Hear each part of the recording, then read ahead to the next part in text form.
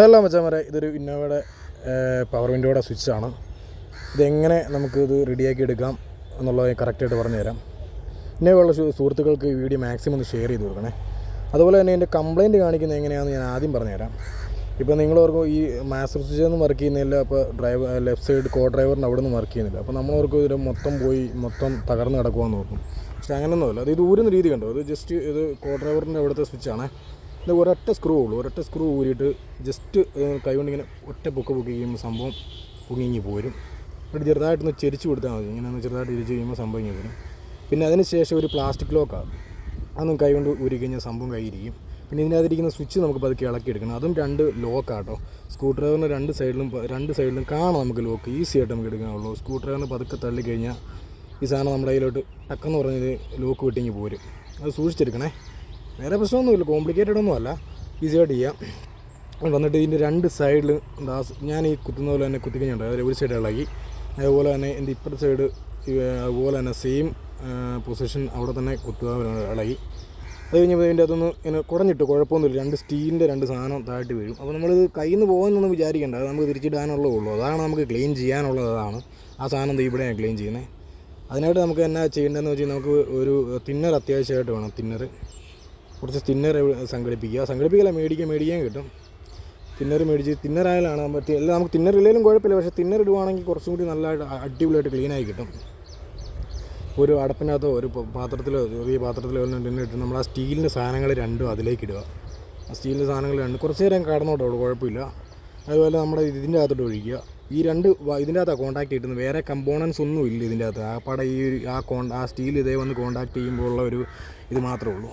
Duplicate switch കഴിവതും മേടിച്ചിടാതിരിക്കുക. കാരണം duplicate switch പെട്ടെന്ന് തന്നെ അടിച്ച് പോകും, കരിഞ്ഞേരി പോകും, ക്വാളിറ്റി ഇല്ല. ഇത് ഒറിജിനൽ സ്വിച്ച് തന്നെ ഇടുന്നതായിരിക്കും നമുക്ക് എപ്പോഴും നല്ലത്. ഇത് കണ്ടോ, ഒരു വയറിൻ്റെ പീസ്, അതായത് നമ്മുടെ ഈ കേബിളില്ലേ, നമ്മുടെ ബ്രേക്ക് കേബിൾ, അങ്ങനെയുള്ള കേബിൾ, അതങ്ങോട്ട് എടുക്കുക, തിന്നറായി മുക്കുക, നല്ലതായിട്ട് അങ്ങ് ഉരയ്ക്കുക. ഒരു നല്ലതായിട്ട് വെളുക്കുന്നിടം വരെ അങ്ങ് ഉരച്ചോണം, കുഴപ്പമൊന്നുമില്ല. എത്രത്തോളം വൃത്തിയാകുന്നു അത്രത്തോളം ലാസ്റ്റ് ചെയ്യും. നമ്മൾ ചെറുതായിട്ട് തട്ടിയും മുട്ടിയും ചെയ്ത് കഴിഞ്ഞാൽ പിന്നെയും കുറച്ച് നാൾ കഴിയുമ്പോൾ ഈ കംപ്ലയിൻറ്റ് തന്നെ കാണിക്കും. പക്ഷേ അതിന് പകരം നല്ല കിടിലായിട്ട് ചെയ്യുവാണെങ്കിൽ പുത്തൻ പോലെ ഇരുന്ന് കഴിഞ്ഞാൽ പിന്നെ ഒരു 3-4 വർഷമൊക്കെ ഓടിക്കുള്ളൂ, ഒരു പ്രശ്നം വരത്തില്ല. ഇപ്പോൾ ഈ വണ്ടി ഓടിക്കാൻ അറിയാവുന്നവന് എന്തായാലും ചെയ്യാൻ പറ്റും. ഈസി മാനകുതിര കാര്യമൊന്നുമല്ല, ഈസി ആയിട്ട് ചെയ്യാം. നിങ്ങളെല്ലാവരും ഒന്ന് ട്രൈ ചെയ്ത് നോക്കൂ. വെറുതെ വർക്ക്ഷോപ്പിൽ പോയി എന്തായാലും ഏറ്റവും കുറഞ്ഞൊരു 500 രൂപയിലും കൊടുക്കേണ്ടി വരും. ഈ സ്വിച്ച് മാറിയിടുന്നതിനൊക്കെ ആയിട്ട് എന്തായാലും കൊടുക്കേണ്ടി വരും. ഞാനതിൽ ഇത് മാറിയിടുന്നതിന് 500 രൂപ വെച്ച് മേടിക്കുന്നുള്ളൂ, ക്ലീൻ ചെയ്ത് മാറിയിടുന്നത്. അപ്പോൾ അത് വെറുതെ കളയേണ്ട കാര്യമില്ല, നിങ്ങൾക്ക് തന്നെ ഈസി ആയിട്ട് ചെയ്യാനുള്ളൂ. അതിൽ ഞായറാഴ്ച ഒരു ദിവസം ഇരുന്ന് ഇത് ചെയ്യുന്ന കഴിഞ്ഞാൽ പിന്നെ അതുകൊണ്ട് പോലെ ആ സ്റ്റീലും എടുത്ത് ക്ലീൻ ചെയ്യണം കേട്ടോ. സ്റ്റീലിൻ്റെ അവിടെയും ഒരു കറുത്ത പാട് പോലെ കാണും. അപ്പോൾ സ്റ്റീലിൻ്റെ കോൺടാക്റ്റ് വരുന്ന 2 സൈഡും നല്ലതായിട്ട് സെറ്റ് ചെയ്യണം കേട്ടോ. ഒന്നും വിട്ടു പോരുത്, എല്ലാം ചെയ്യുമ്പോൾ നല്ല നീറ്റായിട്ട് ചെയ്യണം.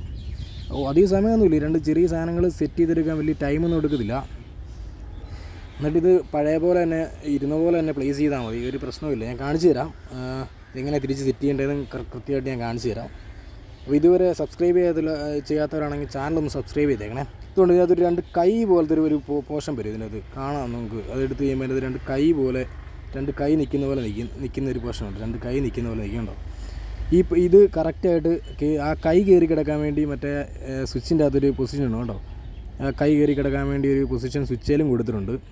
അപ്പോൾ അത് കറക്റ്റായിട്ട് തിരിഞ്ഞും പറഞ്ഞ് കിടക്കുന്നുണ്ട്. ഒരു 2 ഉള്ളൂ. ഒരു കൈ ഇപ്പുറത്തോട്ട് ആണെങ്കിൽ ഒരു കൈ അപ്പുറത്തോട്ടായിരിക്കും. അത് കാണാം, അത് നമുക്ക് കറക്റ്റായിട്ട് കാണാം, എടുത്ത് നോക്കുമ്പോൾ. ഒരെണ്ണം ഇങ്ങനെ വരും, ഒരെണ്ണത്തിൻ്റെ കൈ അങ്ങോട്ടും ഇരിക്കും, ഒരെണ്ണത്തിൻ്റെ കൈ പോലത്തെ വശം ഇങ്ങോട്ടും ഇരിക്കും.